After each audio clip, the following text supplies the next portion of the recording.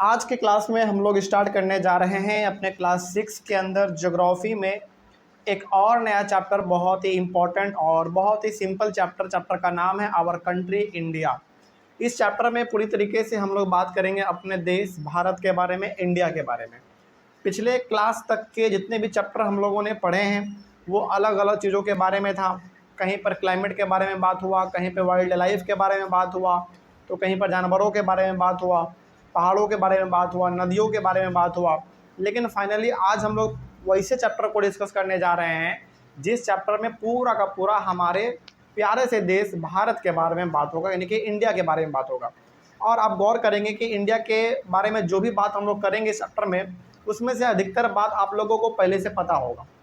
मतलब आप गौर करेंगे चैप्टर में कि कुछ बातें आपको पहले से ही पता है और कुछ नए चीज़ों को भी सीखने को मिलेगा इस चैप्टर में। तो चैप्टर बड़ा सिंपल है और बहुत ही आसान भी है। तो शुरू करते हैं हम लोग अपना चैप्टर का नाम है आवर कंट्री इंडिया। ठीक है, शुरू किया जाए। चलिए, सबसे पहला ही टॉपिक है इंडिया। तो इंडिया के बारे में जानते हैं कि आखिर इंडिया क्या है, इंडिया के पास कितना ज़मीन है, इंडिया के पास कैसा कैसा सिस्टम है रहने का, सब कुछ हम लोग इसमें देखेंगे। तो शुरू करते हैं। पहला पॉइंट लिखा हुआ है कि India is a country of vast geographical expense. India एक ऐसा कंट्री है जिसके पास बहुत ज़्यादा जोग्राफिकल एक्सपेंस है। एक्सपेंस का मतलब हो गया ये बहुत दूर तक के इलाके में फैला हुआ है। मतलब इंडिया एक ऐसा कंट्री है जिसके पास बहुत ज़्यादा इलाका है, बहुत ज़्यादा एरिया है।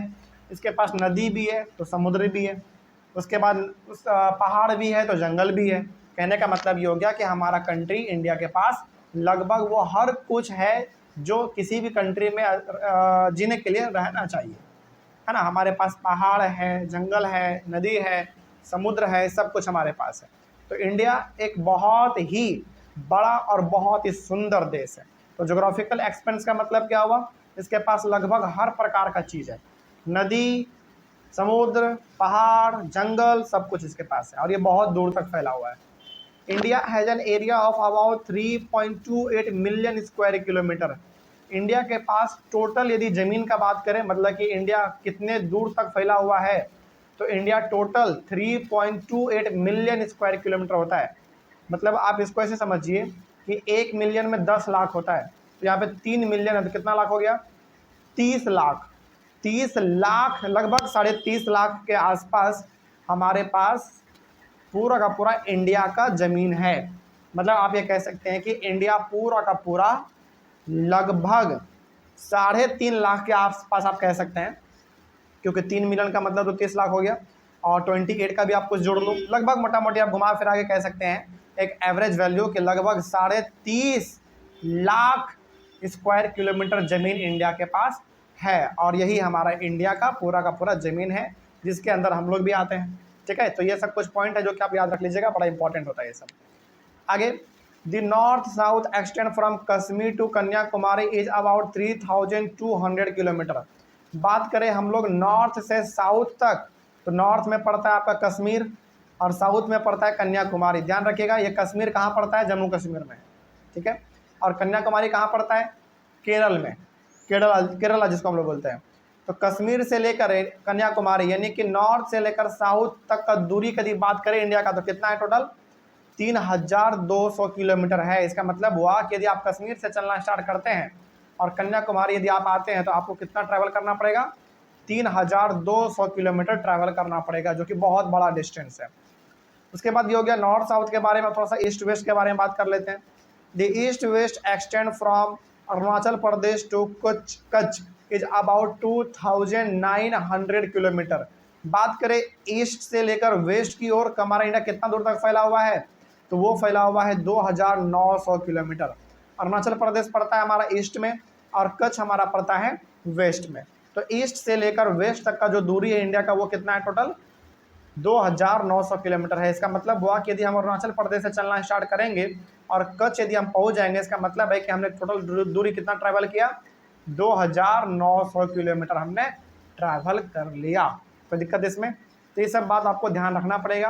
पहला बात जो आप ध्यान में रखेंगे वो ये कि इंडिया के पास टोटल ज़मीन कितना है, एरिया कितना है इसके पास, 3.28 मिलियन स्क्वायर किलोमीटर। पहला बात ये हुआ।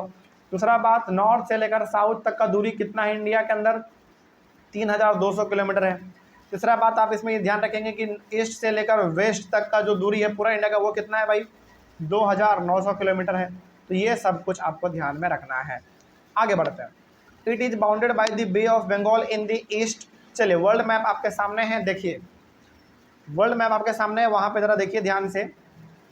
बे ऑफ बंगाल किधर पड़ता है, ईस्ट में पड़ता है, ठीक है। अब वर्ल्ड इंडिया के मैप में आप देखते चलिए, बे ऑफ बंगाल पड़ता है ईस्ट में, ठीक है।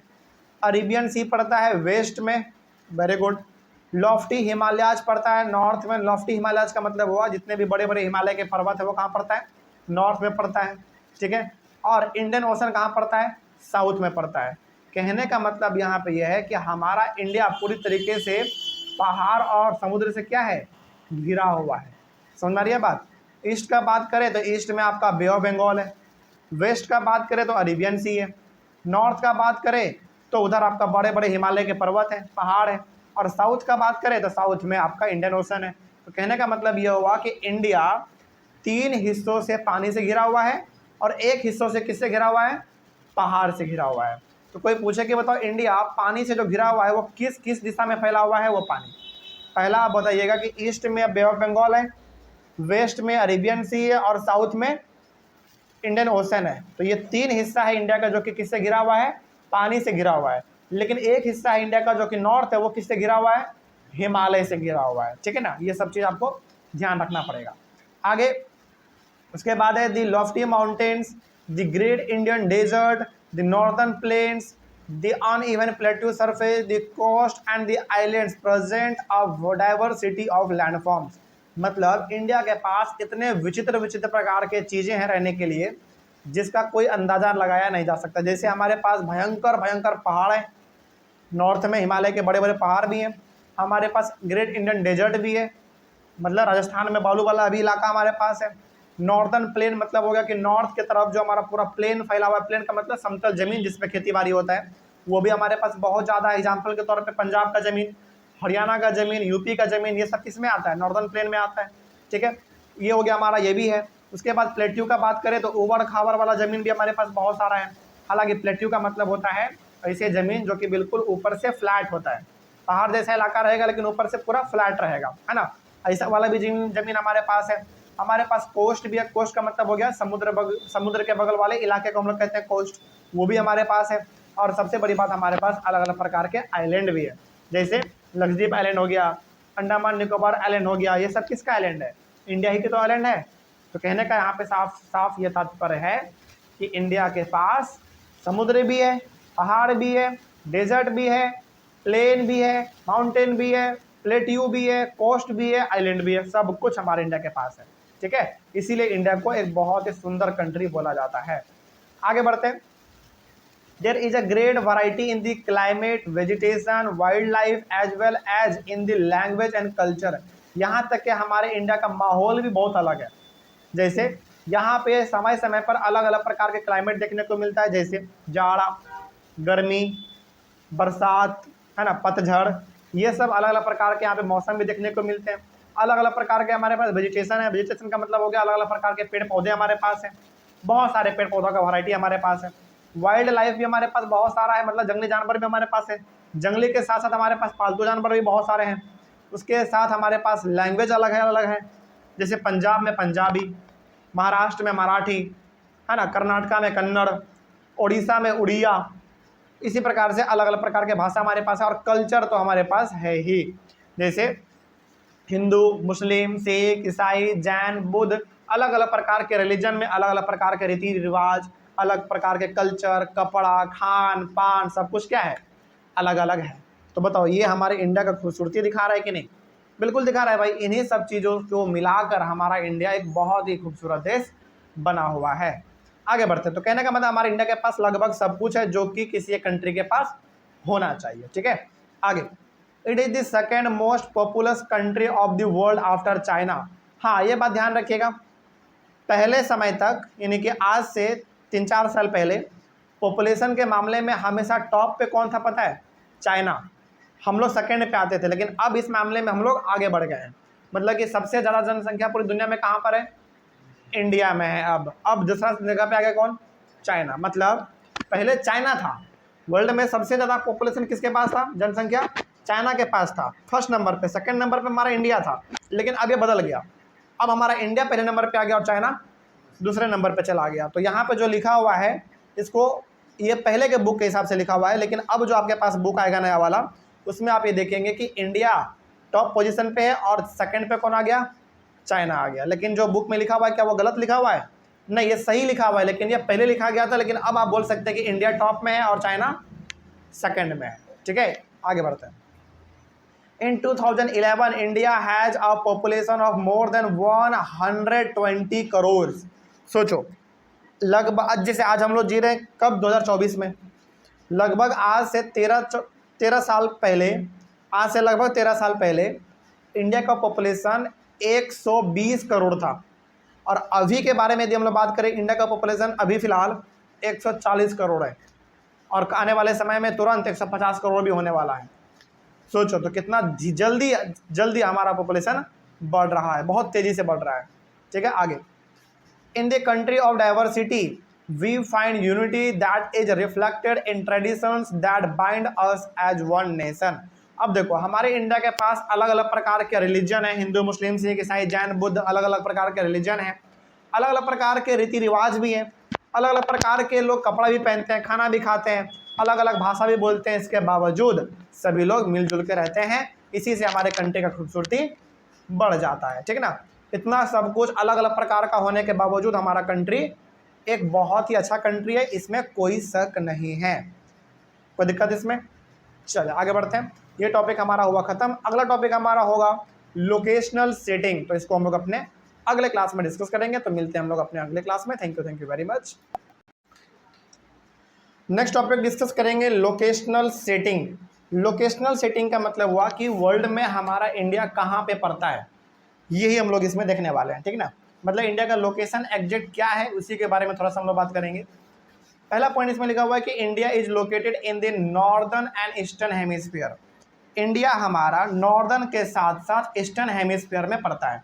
ठीक है, अब ये हेमिस्फीयर क्या होता है, ये हम लोग बहुत ही पहले वाले क्लासों में ही पढ़ चुके हैं। ठीक है, तो इंडिया हमारा ईस्टर्न और नॉर्दर्न इन दोनों हेमिस्फीयर में पड़ता है। आगे, द ट्रॉपिक ऑफ कैंसर, जिसका जो डिग्री है वो लगभग इतना होता है 23 डिग्री 30 मिनट नॉर्थ।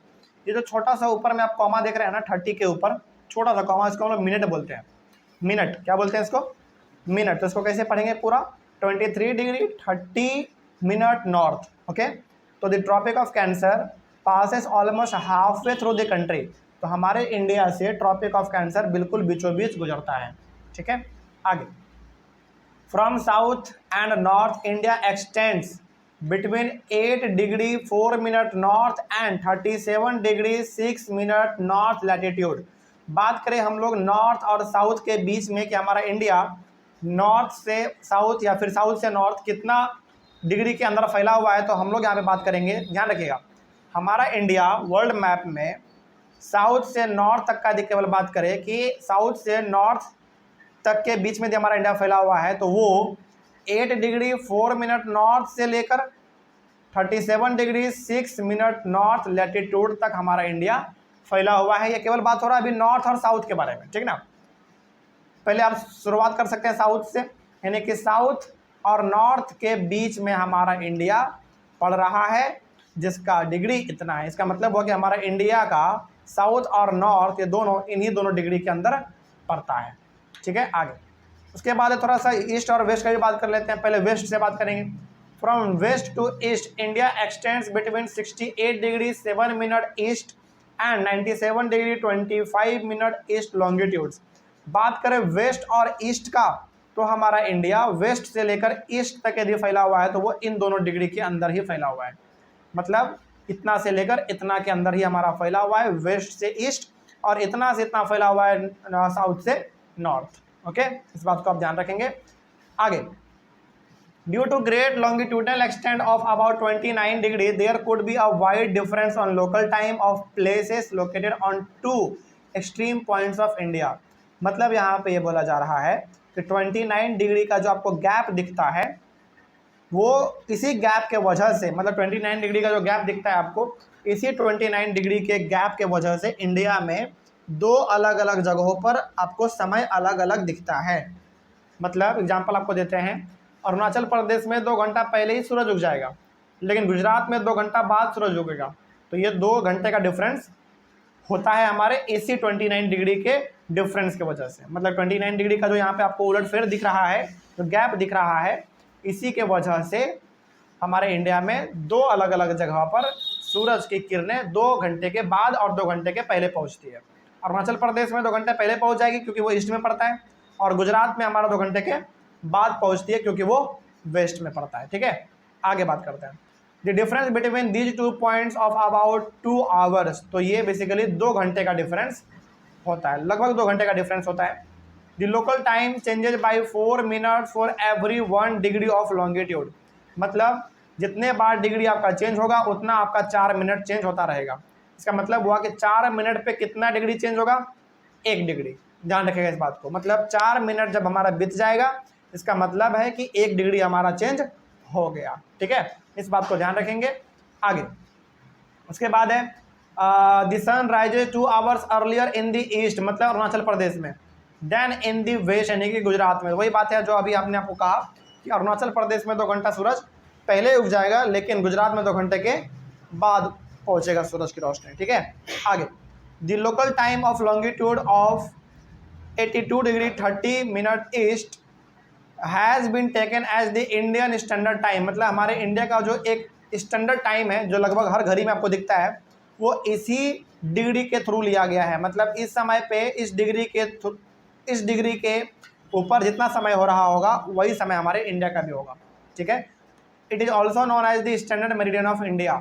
इसी को हम लोग स्टैंडर्ड मेरिडियन ऑफ इंडिया के नाम से भी जानते हैं। अच्छा, अब यदि आपसे कोई बोले कि बताओ इंडिया का जो स्टैंडर्ड मेरिडियन टाइम है, इंडियन स्टैंडर्ड टाइम जो है या फिर स्टैंडर्ड मेरिडियन ऑफ इंडिया जो है, इसको किस लॉन्गिट्यूड के हिसाब से डिसाइड किया गया है? तो आप बताएंगे 82 डिग्री 30 मिनट ईस्ट के हिसाब से उसको डिसाइड किया गया है। यही हमारे इंडिया का इंडियन स्टैंडर्ड टाइम है, जिसको आप स्टैंडर्ड मेरिडियन ऑफ इंडिया भी बोल सकते हैं। ठीक है, आगे बढ़ते हैं। अगला है इंडियाज नाइबर। इंडियाज नाइबर का मतलब होगा कि इंडिया का पड़ोसी देश कौन कौन सा है। थोड़ा सा इसके बारे में बात कर लेते हैं। देखिए, India shares it's borders with 7 countries.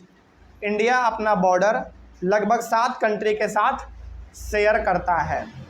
These are Pakistan, पहला हमारा पाकिस्तान है। मतलब कि हमारे पड़ोसी देश कौन कौन है? पहला पाकिस्तान, चाइना, नेपाल, भूटान, म्यांमार, बांग्लादेश और श्रीलंका। तो ये ऐसे 7 कंट्री हैं जो इंडिया का पड़ोसी देश है, जो इसके बगल में पड़ता है। ठीक है ना, याद रखेंगे इस बात को। आगे, Sri Lanka is separated from India by the पाक स्ट्रेट। इंडिया और श्रीलंका का जो दूरी है ना, ज़्यादा दूरी है नहीं। मतलब इंडिया से नज़दीक तो पाकिस्तान ही पड़ता है, लेकिन यहाँ पे बात हो रहा है केवल श्रीलंका का, कि श्रीलंका और इंडिया जो है ना, एक छोटे से पतले रास्ते के थ्रू अलग हुआ है बस। उसको हम लोग क्या बोलते हैं? पाक स्ट्रेट बोलते हैं। मतलब कि इंडिया और श्रीलंका के बीच में आपको एक छोटा सा खाली जगह दिखता है, उसी खाली जगह को हम लोग कह देते हैं Palk strait. Okay, Sri Lanka and Maldives are island neighbours of India. तो ये जो आपका श्रीलंका है या फिर जो मालदीव्स है, ये इंडिया का आइलैंड वाला नेबर है। मतलब कि ये आइलैंड है और पड़ोसी भी हमारे इंडिया का।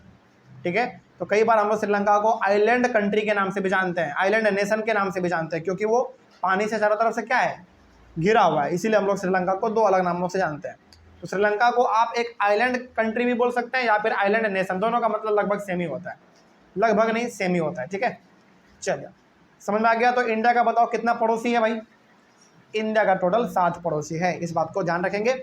आगे बढ़ते हैं। अगला टॉपिक है पॉलिटिकल एंड एडमिनिस्ट्रेटिव डिवीजन।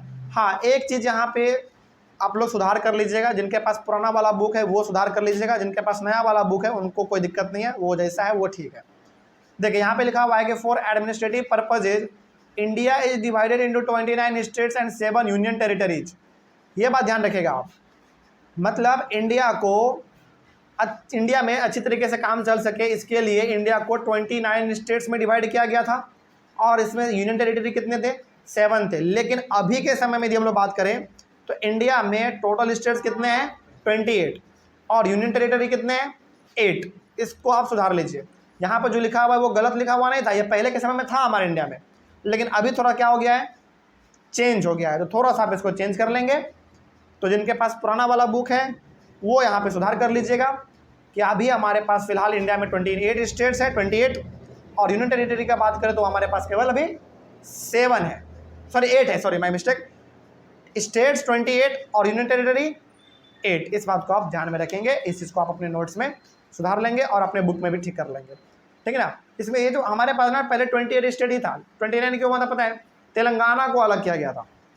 जैसे यहाँ पे लिखा हुआ है on 2 June 2014 Telangana became the 29th state of India, previously it was a part of Andhra Pradesh. मतलब कि तेलंगाना पहले आंध्र प्रदेश का हिस्सा हुआ करता था, लेकिन बाद में इसको क्या कर दिया गया, तेलंगाना को एक अलग स्टेट बना दिया गया।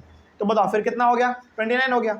लेकिन अब क्या हो गया है, फिर से घुमा फिरा के 28 ही हो गया है, इस बात को आप ध्यान में रखेंगे। तो इंडिया के अंदर अभी फिलहाल स्टेट्स 28 है और यूनियन टेरिटरी 8 है, ठीक है। आगे बढ़ते हैं। Delhi is the national capital of India, हमारे भारत का राजधानी कहाँ है, मतलब कि इंडिया का कैपिटल क्या है, दिल्ली है, ये तो हम लोग बचपन से पढ़ते आ रहे हैं।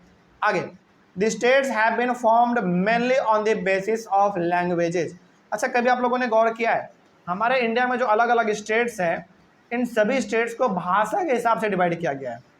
जैसे पंजाब में पंजाबी, कर्नाटक में कन्नड़, इसी प्रकार से बंगाल में बंगाली, है ना, उसी प्रकार से आप गुजरात में गुजराती, तमिलनाडु में तमिल, है ना, अलग अलग जिस जहाँ पे जो भाषा है उसको उस हिसाब से डिवाइड कर दिया गया, ठीक है। इस तरीके से हमारा ये टॉपिक भी कंप्लीट होता है। इस चैप्टर का सबसे लास्ट टॉपिक जो बच रहा है वो हमारा है फिजिकल डिविजन्स, जिसको हम लोग अपने अगले क्लास में डिस्कस करेंगे, ठीक है ना। और चूँकि फिजिकल डिवीजन बहुत ही बड़ा टॉपिक है, तो इसको हम लोग थोड़ा सा एक काम करेंगे कि इसको 2 टॉपिक में डिवाइड कर लेंगे। तो अगले क्लास में जब हम लोग डिस्कस करेंगे फिजिकल डिवीजन, तो इसको हम लोग 2 पार्ट में डिवाइड कर लेंगे, क्योंकि थोड़ा सा टॉपिक थोड़ा सा बड़ा है, ठीक है ना। तो मिलते हैं हम लोग अपने अगले क्लास में, और अगले क्लास में हम लोग डिस्कस करेंगे फिजिकल डिवीजन को। तब तक के लिए थैंक यू वेरी मच। हम लोग अपना चैप्टर पढ़ रहे थे ये वाला, और इसके अंदर हम लोग बहुत आगे बढ़ चुके हैं। अगला हमारा टॉपिक होगा फिजिकल डिवीजन। चैप्टर का नाम आपका सिंपल था, आवर कंट्री इंडिया। इसके अंदर हम लोग 2-3 टॉपिक पढ़ चुके हैं, और अगला टॉपिक जो है हमारा वो है फिजिकल डिवीजन। और हमने पिछले वाली क्लास में भी कहा था और अभी भी कह रहे हैं कि ये टॉपिक थोड़ा सा बड़ा है, तो हम लोग इसको 2 हिस्से में डिवाइड कर लेंगे, ठीक ना। चलिए शुरू करते हैं। और पिछले वाली क्लास में जो कुछ भी हम लोगों ने पढ़ा था, क्या उसमें कोई दिक्कत है, कोई डाउट नहीं है ना। चलिए बहुत अच्छी बात है, आगे बढ़ते हैं। नेक्स्ट टॉपिक डिस्कस करेंगे, और ये टॉपिक हमारे चैप्टर का सबसे लास्ट टॉपिक होने वाला है, वो है फिजिकल डिवीजन। शुरू करते हैं। पहला पॉइंट इसमें लिखा हुआ है कि India is marked by a variety of physical features such as mountains, plateau, plains, coast and island. इसके बारे में हम लोग पहले भी बात कर चुके हैं कि इंडिया के पास लगभग हर प्रकार का चीज़ है। पहाड़ भी है, प्लेट्यू भी है, बहुत दूर तक फैला हुआ ज़मीन है, मतलब प्लेन वाले जगह भी हमारे पास है, समुद्र के बगल वाले इलाके को हम लोग कोस्ट कहते हैं, उसको वो भी हमारे पास है, आइलैंड भी हमारे पास है। मतलब हमारे इंडिया के पास लगभग वो हर कुछ है जो किसी भी कंट्री के पास होना चाहिए, ठीक है ना। तो लगभग इंडिया के पास हर कुछ है, तो इंडिया का जो है माहौल बड़ा अच्छा है। आगे, there are a number of rivers which flows in the east, the rivers Mahanadi, Godavari, Krishna and Kaveri and drain into the bay of Bengal. हमारे पास बहुत सारे नदियाँ भी हैं, बहुत सारे नदी हैं, लेकिन इसमें से कुछ नदी हैं जो कि यहाँ पे दिए गए हैं, जो कि ईस्ट में बहता है, ईस्ट की ओर, इंडिया के ईस्ट की ओर। वो है आपका महानदी, गोदावरी, कृष्णा, कावेरी, ये सब का सब बहते हुए बे ऑफ बंगाल में जाके मिल जाता है, ठीक है। ध्यान रखेंगे ये सब बात। आगे, the Sundarban delta is formed by the Ganga and Brahmaputra which flow into the bay of Bengal. हमारा एक और डेल्टा है, डेल्टा का मतलब हो गया 2 नदी के द्वारा बनाया जाने वाला एक ऐसा जगह जहाँ पे बहुत अलग अलग प्रकार के जानवर और अलग अलग प्रकार के पेड़ पौधे दिखते हैं, उसको हम लोग बोल रहे हैं यहाँ पे सुंदरबन डेल्टा। हालांकि ये डेल्टा बहुत सारे होते हैं, लेकिन इस डेल्टा का नाम क्या है, सुंदरबन डेल्टा है। और ये डेल्टा हमारा बेसिकली गंगा और ब्रह्मपुत्र के नदी के द्वारा बनता है। थोड़ा सा इसके बारे में हम और बताना चाहेंगे, क्योंकि इसमें बच्चों को कन्फ्यूजन होता है, हो सकता है कि आप लोग को भी इसमें कुछ कन्फ्यूजन बना रहे। डेल्टा का मतलब होता है, जैसे मान लीजिए कि 2 नदी आपस में बह रही है, और दोनों नदी बहते बहते वहाँ पर पहुँच गई जहाँ पे कुछ ऊंचा वाला इलाका था। तो ऊंचा वाला इलाका है तो उसके बगल से नदी होकर गुजर जाती है, तो जो ऊंचा वाला इलाका है ना, उसी को हम लोग कहते हैं डेल्टा, है ना। और ये जो गंगा और ब्रह्मपुत्र नदी के द्वारा जो डेल्टा बनाया जा रहा है, उसका नाम क्या है, सुंदरबन डेल्टा है। ओके, और ये गंगा नदी और ब्रह्मपुत्रा नदी दोनों का दोनों बे ऑफ बंगाल में ही जाके मिल जाती है। तो इस बात को आप ध्यान में रखेंगे कि गंगा और ब्रह्मपुत्रा नदी किस नाम के डेल्टा को बनाती है, सुंदरबन डेल्टा को ये लोग बनाती है। और ये डेल्टा बेसिकली क्या है, जमीन है जो कि पानी के बिल्कुल बीचों बीच होता है। ठीक है, तो किस पानी के बीचों बीच, गंगा और ब्रह्मपुत्रा नदी के पानी के बिल्कुल बीचों बीच ये है हमारा सुंदरबन डेल्टा। यहाँ पे अलग अलग प्रकार के पेड़ पौधे हैं, अलग अलग प्रकार के जानवर भी हैं, बहुत कुछ हमारे सुंदरबन डेल्टा में देखने को मिलता है। तो कहने का मतलब हमारे इंडिया के पास लगभग हर कुछ है, नदी भी है, समुद्र भी है, पहाड़ भी है, डेजर्ट भी है, सब कुछ हमारे पास है। उसके बाद हिमालय। अच्छा, हिमालय जो है ना दो शब्द से मिलकर बना हुआ है, हिम आलय, हिम और आलय, जिसका मतलब होता है the award of snow. Award of snow का मतलब हो गया बर्फ का पहाड़, और बर्फ के पहाड़ों को ही हम लोग क्या यहाँ पे बोल देते हैं, हिमालय बोल देते हैं। ठीक है ना, तो हिमालय दो शब्द से मिलकर बना हुआ है, हिम और आलय, जिसका मतलब होता है अवॉर्ड ऑफ स्नो। और अवॉर्ड ऑफ स्नो का मतलब हो गया बर्फ का पहाड़, बर्फ का महल, जो भी आप बोल लो, बर्फ का बड़े बड़े महल, बड़े बड़े इमारत, ऐसा बोल लो आप, ये सब हमारा हिमालय कहलाता है। तो हिमालय बेसिकली दो शब्द से मिलकर बना हुआ है, हिम और आलय, जिसका मतलब होता है द अवॉर्ड ऑफ स्नो, मतलब कि बर्फ का पहाड़, बर्फ का महल, इस प्रकार से। ठीक है, चलिए आगे बढ़ते हैं। उसके बाद है हमारा the Himalayan mountains are divided into 3 main parallel ranges. अब ये जो हमारे पास हिमालय माउंटेन है, इसको हम लोग 3 हिस्सों में डिवाइड करेंगे। ठीक है, और ये तीनों का तीनों हिस्सा एक के बाद एक है, मतलब पैरेलल है। पैरेलल का मतलब हो गया एक के बाद एक, ये वाला हुआ, फिर इधर हुआ, फिर इधर हुआ, मतलब एक के बाद एक तीनों आपस में क्या हो जाता है, पैरेलल हो जाता है। जैसे ये वाला लाइन हमारा और ये वाला लाइन दोनों आपस में सीधा है, तो दोनों आपस में पैरेलल हो गया। तो कहने का मतलब हमारा जो हिमालय माउंटेन है, अच्छा आप लोग क्या समझते हैं, हिमालय माउंटेन का मतलब क्या, एक पहाड़ नहीं, हिमालय माउंटेन का मतलब हो गया बहुत सारे पहाड़ों के ग्रुप को हम लोग कहते हैं हिमालयन माउंटेन। ठीक है, और इसी पहाड़ों में हमारा एक और पड़ता है जिसका नाम है माउंट एवरेस्ट, जो कि सबसे ऊंचा पहाड़ है। ठीक है ना, इस बात को आप ध्यान रखेंगे। तो यदि आपसे कोई पूछे कि बताओ हिमालयन माउंटेन का मतलब क्या, कोई एक पहाड़, एक माउंटेन नहीं, ये माउंटेन का क्या है, ग्रुप है, जो कि पूरा का पूरा नॉर्थ और ईस्ट इंडिया में फैला हुआ है, मतलब इंडिया के नॉर्थ में और इंडिया के ईस्ट में ये पूरा का पूरा फैला हुआ है। तो हिमालयन माउंटेन को हम लोग 3 हिस्सों में डिवाइड करेंगे, और तीनों का तीनों एक के बाद एक है, मतलब सबसे बड़ा पहाड़, फिर उससे छोटा पहाड़, और फिर उससे छोटा पहाड़, 3 हिस्सों में हम लोग इसको डिवाइड कर लेंगे। सबसे पहला हमारा है ग्रेट हिमालयन और हिमाद्री। इसको आप ग्रेट हिमालय भी बोल सकते हैं, या फिर आप इसको हिमाद्री भी बोल सकते हैं, दोनों नाम है इसका पहला वाले का। इसमें पहला पॉइंट लिखा हुआ है it is the northern most Himalayan range, मतलब ये हमारे इंडिया के सबसे ऊपर वाले हिस्से में पाया जाता है, नॉर्थ में, एग्जैक्ट नॉर्थ में पाया जाने वाला पहाड़ों का नाम हमारा है ग्रेट हिमालय या फिर हिमाद्री, इसको आप बोल सकते हैं। आगे the world's highest peaks are located in this range, दुनिया के बड़े बड़े पहाड़ इसी जगह पर देखने को मिलते हैं, किसमें, हिमाद्री में, या फिर आप इसको ग्रेट हिमालय भी बोल सकते हैं। ओके, तो ध्यान रहे कि दुनिया के जितने भी बड़े बड़े लगभग पहाड़ हैं वो इन्हीं में देखने को मिलता है, ग्रेट हिमालय या फिर हिमाद्री में, मतलब इंडिया के नॉर्थ वाले साइड में। ठीक है, आगे उसके बाद सेकेंड नंबर पे हमारा मिडिल हिमालय, जिसको आप हिमाचल भी बोल सकते हैं। ठीक है, मतलब सबसे बड़ा पहाड़ जो जहाँ जहाँ है उसको हमने बोल दिया ग्रेट हिमालय या फिर हिमाद्री। उससे छोटा वाला पहाड़ को हम लोग नाम दे देंगे मिडिल हिमालय, या फिर आप उसको हिमाचल भी बोल सकते हैं।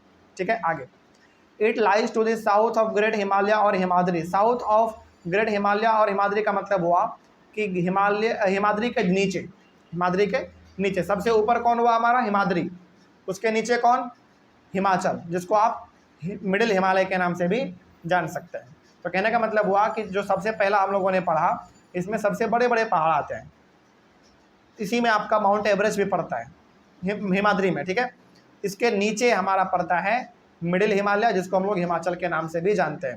तो यहाँ पे लिखा हुआ है it lies to the south of great Himalaya और हिमाद्री, मतलब जो आपका हिमाद्री है उसके नीचे आपका ये वाला पहाड़ पड़ता है, जिसका नाम है मिडिल हिमालय या फिर Himachal. It is popular for hill station, और ये बेसिकली हिल स्टेशन के लिए पॉपुलर है। हिल स्टेशन का मतलब हो गया बेसिकली वहाँ पे वो जगह जहाँ पे लोग ज़्यादातर हर साल घूमने फिरने के लिए जाते हैं। आगे उसके बाद है हमारा शिवालिक, सबसे छोटे छोटे पहाड़ आपको शिवालिक में देखने को मिलता है। It is the southern most Himalayan range, मतलब ये जो है ना हिमाचल से भी नीचे पड़ता है और इसमें पहाड़ जो है वो बहुत ही छोटे छोटे नज़र आते हैं, बहुत छोटे छोटे इसमें पहाड़ नज़र आते हैं। तो बताइए सबसे बड़ा बड़ा पहाड़ हिमालय का कहाँ पे देखने को मिलेगा आपको? हिमाद्री में, ठीक है। उससे छोटा किस में देखने को मिलेगा? हिमाचल में। और सबसे छोटा किस में देखने को मिलेगा? शिवालिक में, ठीक है। इस बात को आप ध्यान रखेंगे। अगला है हमारा northern Indian plains. Northern Indian plains का मतलब यहाँ पे हो गया वो जगह जो कि पूरा का पूरा प्लेन है और नॉर्थ इंडिया में पड़ता है। एग्जाम्पल आपका पंजाब हो गया, हरियाणा हो गया, ये यूपी हो गया, ये सब हमारा नॉर्दर्न प्लेन में आता है, ठीक है। आगे, it lies to the south of the Himalayas, मतलब हिमालय के बिल्कुल जो नीचे वाला हिस्सा है, हिमालय के नीचे वाला हिस्सा का मतलब हो गया शिवालिक के नीचे। सबसे ऊपर तो आपका हिमाद्री हो गया जिसमें बड़े बड़े पहाड़ हैं, उससे छोटा वाला पहाड़ आपका हिमाचल में हो गया और सबसे छोटा वाला पहाड़ आपका शिवालिक में हो गया। इसके बाद हमारा स्टार्ट होता है पूरा प्लेन वाला इलाका, मतलब पहले सबसे बड़ा पहाड़, फिर उससे छोटा, फिर उससे छोटा पहाड़, उसके बाद हमारा पूरा इलाका प्लेन वाला स्टार्ट हो जाता है जहाँ पे बड़े बड़े पहाड़ आपको लगभग ना के बराबर नजर आता है। उसी को हम लोग क्या बोलते हैं? प्लेन बोलते हैं, ठीक है। तो ये जो प्लेन वाला हिस्सा स्टार्ट होता है कहाँ से स्टार्ट होता है? शिवालिक के बाद स्टार्ट हो जाता है, क्योंकि शिवालिक के पहले तो बड़े बड़े पहाड़ थे, हिमाचल थे, उससे बड़े भी हिमाद्री थे हमारे, लेकिन शिवालिक के बाद हमारा प्लेन वाला हिस्सा स्टार्ट हो जाता है। मतलब इसके बाद आपको उतना पहाड़ देखने को नहीं मिलता है, ठीक है। आगे, it is generally level and flat. ये जो आपका प्लेन होता है ये बिल्कुल फ्लैट होता है। फ्लैट का मतलब हो गया बिल्कुल एक बराबर जैसा ज़मीन होता है, इसमें उबड़ा खावड़ा ऊपर नीचा ऐसा इसमें ज़मीन देखने को लगभग नहीं मिलता है, ठीक है। इसमें लगभग सारा का सारा ज़मीन एक बराबर फ्लैट दिखता है, एक लेवल में दिखता है। It is found by the alluvial deposits laid down by the rivers the Indus, the Ganga, the Brahmaputra and their tributaries. ये जो प्लेन वाला इलाका है बेसिकली आपका पंजाब हो गया, हरियाणा हो गया, यूपी हो गया, कुछ हिस्सा इसका बिहार का भी हो गया, ये सब प्लेन वाले इलाके में आता है।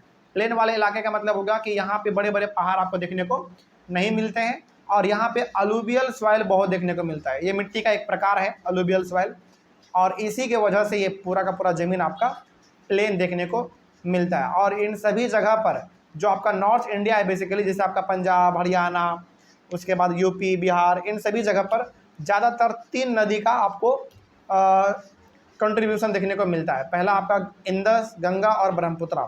इन्हीं तीनों नदी के वजह से आपका पूरा का पूरा नॉर्दर्न इंडिया फल फूल रहा है, अच्छे तरीके से खेती बाड़ी हो रहा है, ठीक है। आगे, it provide fertile land for cultivation. इन्हीं तीनों नदी के वजह से नॉर्थ इंडिया पूरा का पूरा अच्छे तरीके से खेती कर पाता है, मतलब वहाँ पे ज़मीन उपजाऊ है, अच्छा खासा पानी है, इसीलिए नॉर्थ इंडिया में सबसे ज़्यादा इंडिया में खेती भी किया जाता है, ठीक है।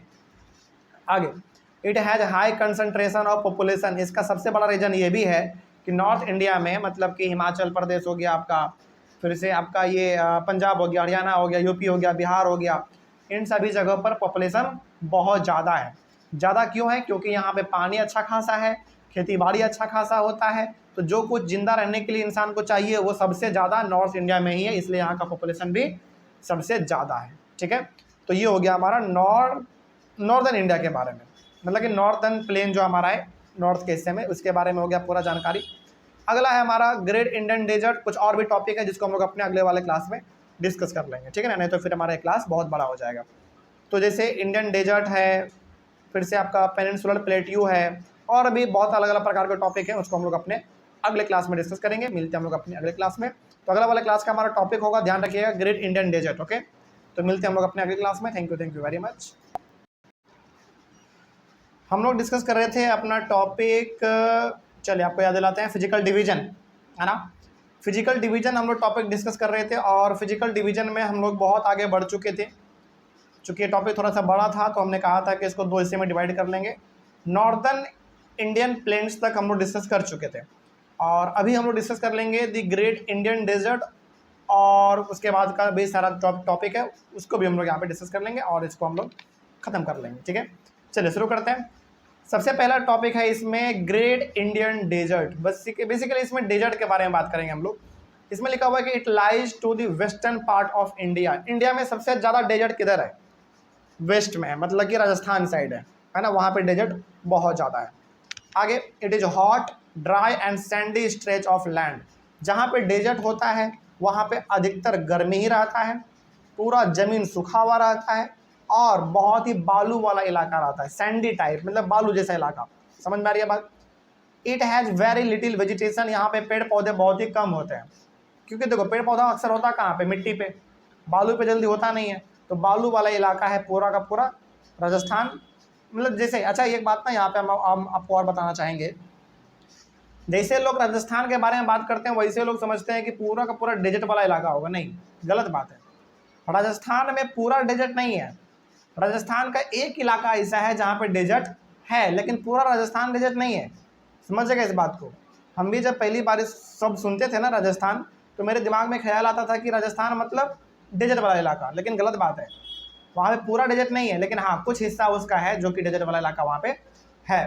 तो ध्यान रखेंगे कि इंडिया में डेजर्ट सबसे ज़्यादा कहाँ पे है, वेस्ट में है, और वेस्ट मतलब राजस्थान साइड में है, ठीक है।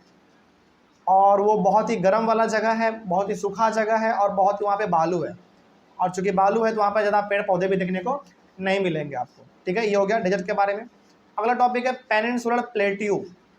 पेनिनसुलर प्लेट्यू का मतलब क्या होता है, पहले इसके बारे में समझ लेते हैं, फिर आगे बढ़ेंगे। देखो, पेनिनसुलर प्लेट्यू का मतलब हो गया समुद्र के बगल वाला जो इलाका है ना इंडिया का। जैसे एग्जांपल आपको बताते हैं, उड़ीसा, केरल, तमिलनाडु, गोवा, महाराष्ट्र, फिर से गुजरात, ये सब जो इलाका है समुद्र के बगल पड़ता है, समुद्र के बगल में पड़ता है।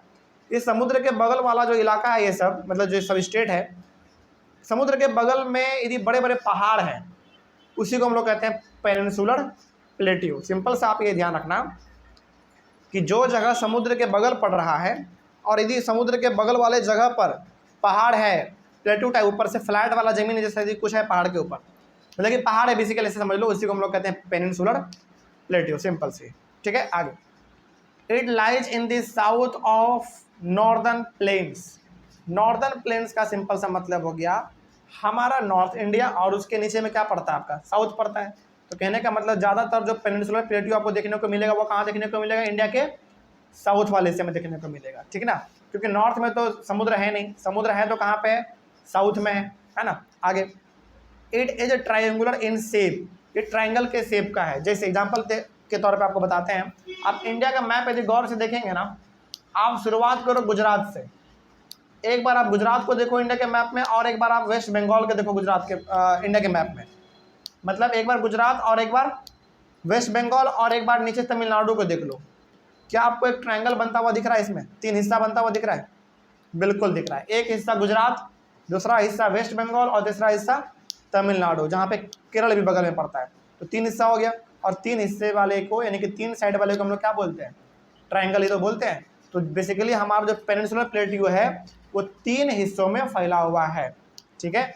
गुजरात से लेकर वेस्ट बंगाल और वेस्ट बंगाल से लेकर तमिलनाडु तक हमारा पूरा का पूरा पेनिनसुलर प्लेट्यू फैला हुआ है। इसके बगल में ही समुद्र है, और समुद्र के बगल में जो पहाड़ है उसी को हम लोग कहते हैं पेनिनसुलर प्लेट्यू, ठीक है। आगे, इट इज हाईली अनइवन।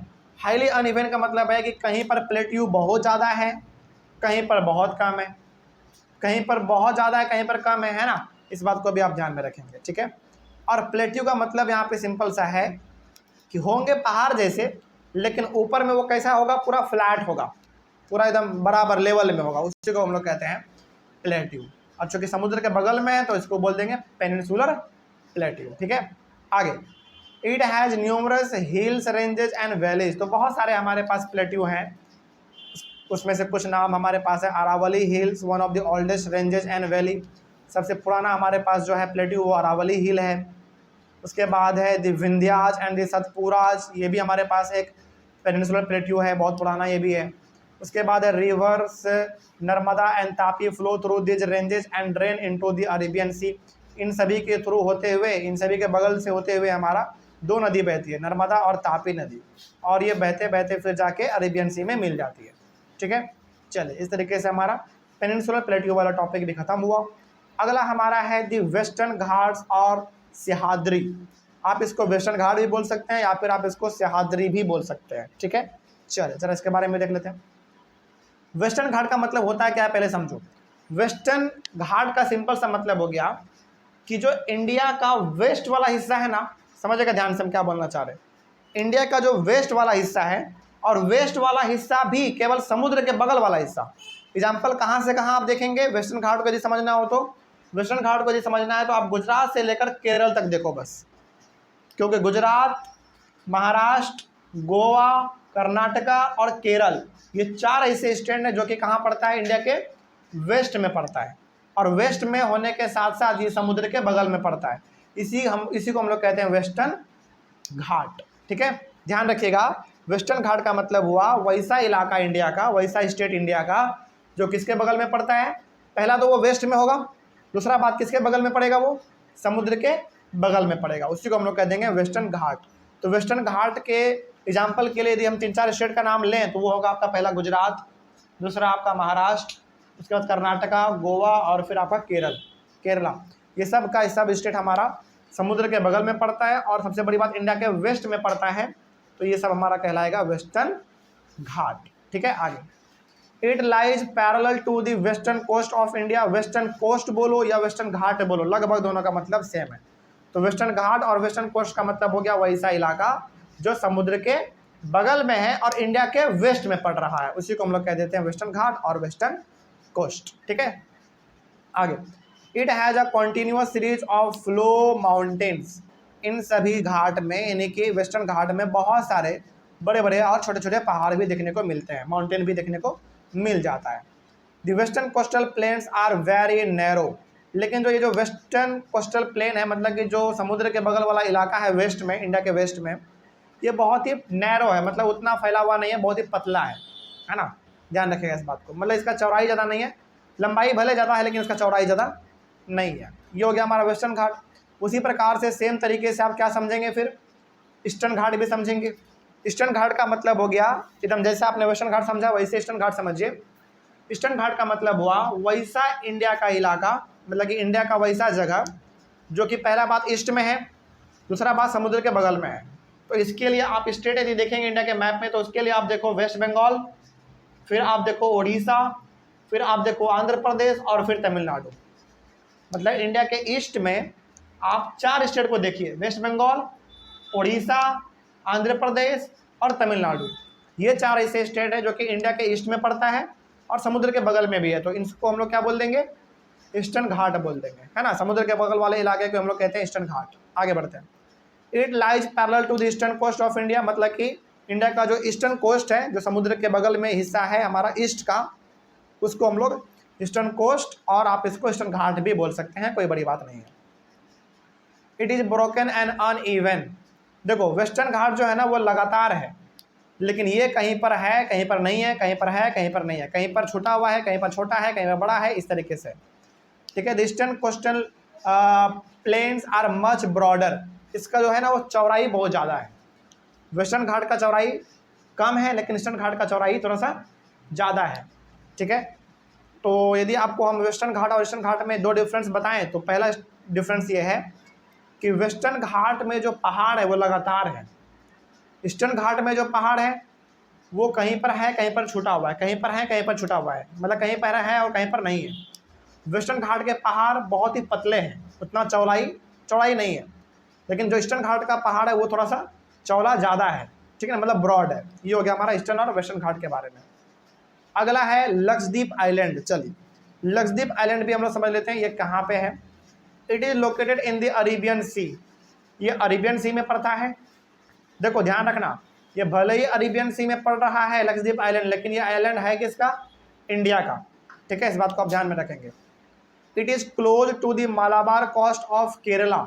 मतलब केरला के बड़ा नज़दीक पड़ता है लक्षद्वीप आइलैंड। मतलब यदि आप केरला जाओ और केरला में जाके आप समुद्र के बगल यदि खड़ा होंगे ना तो आपको वहाँ से लक्षद्वीप आइलैंड दिख जाता है। समझ में आ रही है बात। चलिए आगे बढ़ते हैं। तो केरला का जो जगह है मालाबार कोस्ट, केरला में एक जगह है मालाबार, समुद्र के बगल पड़ता है इसीलिए इसको हम लोग बोलते हैं मालाबार कोस्ट। वहाँ से बहुत नज़दीक पड़ता है लक्षद्वीप आइलैंड। कहने का मतलब हो गया कि केरला में आप जाओ और वहाँ पे समुद्र के किनारे आप जाके खड़े हो जाओ, वहाँ से आपको लक्षद्वीप आइलैंड दिख जाता है जो कि इंडिया का ही हिस्सा है। आगे, it is a coral island. ये कोरल आइलैंड का मतलब हुआ कि लक्षद्वीप आइलैंड ना बहुत ही छोटे छोटे टुकड़ों का ग्रुप है। मतलब कि लक्षद्वीप आइलैंड एक नहीं है, बहुत सारे आइलैंड का ग्रुप है ये। ठीक है ना। आगे है हमारा अगला एक और है अंडमान एंड निकोबार आइलैंड। ये भी कहाँ है देख लो, it is located in the bay of Bengal, ये बे ऑफ बंगाल में है, Andaman and Nicobar island bay of Bengal में है। In 2004 Andaman and Nicobar islands were badly affected by the tsunami. 2004 में अंडमान और निकोबार आइलैंड में भयंकर सुनामी आया था। सुनामी का मतलब होता है भयंकर तरीके से समुद्र का पानी में उछाल आना, मतलब वेव, एक तरीके से लहर उठना। तो इतना भयंकर पानी में हवा चला, इतना भयंकर पानी में बवंडर उठा कि लगभग अंडमान एंड निकोबार आइलैंड को पूरी तरीके से तहस नहस कर दिया था। क्योंकि अंडमान निकोबार क्या है, आइलैंड है, छोटा वाला हिस्सा है, छोटा सा है और समुद्र के बगल में है, तो जो भी समस्या होता है भयंकर तरीके से हो जाता है। ठीक है, यहाँ पे सुनामी आया था। अगला हमारा है सुनामी। सुनामी क्या होता है, देखो सुनामी कोई जगह का नाम नहीं है, सुनामी एक घटना है। मतलब ये जब भी आता है ना तो भयंकर तरीके से तबाही मचता है किसको, उसको जो कि समुद्र के या तो बिल्कुल बीचों बीच है या फिर समुद्र के बगल में पड़ता है, तो भयंकर तरीके से उसको नुकसान का सामना करना पड़ता है। तो tsunami is a huge sea wave generated due to an earthquake on the sea floor. मतलब जो सुनामी है ना, अधिकतर सुनामी जो है धरती के हिलने से आता है, मतलब धरती का ऊंचा नीचा होना, धरती का हिलने की वजह से सुनामी आता है। लेकिन कई बार सुनामी भयंकर तरीके से हवा चलने की वजह से भी आ जाता है, इस बात को ध्यान में रखेंगे। मतलब सुनामी दो तरीके से अक्सर आता है, या तो धरती के हिलने की वजह से आएगा, या तो फिर भयंकर तरीके से समुद्र में हवा चलेगा, वो क्या करेगा, पानी में लहर बड़ा बड़ा उठाएगा, और जब पानी में बड़ा बड़ा लहर आता है तो पूरी तरीके से तबाही मचा के रख देता है। ठीक है ना, यही हमारा कहलाता है सुनामी। ठीक है, ये हो गया हमारा टॉपिक खत्म, और टॉपिक के साथ हमारा पूरा का पूरा ये चैप्टर भी हुआ खत्म। चलिए, कहीं पर कोई डाउट आप लोगों को रहा इस चैप्टर में? नहीं डाउट है तो बहुत अच्छी बात है। ऑनलाइन वाले बच्चे, आप लोगों को कहीं पर कोई डाउट रहा होगा तो आप लोग एक बार कमेंट करिएगा। हम लोगों का चैप्टर यहीं पे ये खत्म होता है। तो आई होप आप लोगों को समझ में आया होगा, और हम ये मान के चल रहे हैं कि आप लोग इसका स्क्रीनशॉट लेके या फिर वीडियो को पॉज करके नोट्स भी बनाते चल रहे होंगे। तो मिलेंगे हम लोग अपने अगले क्लास में एक नए चैप्टर के साथ और एक और नई शुरुआत के साथ। तब तक के लिए thank you very much and have a nice day.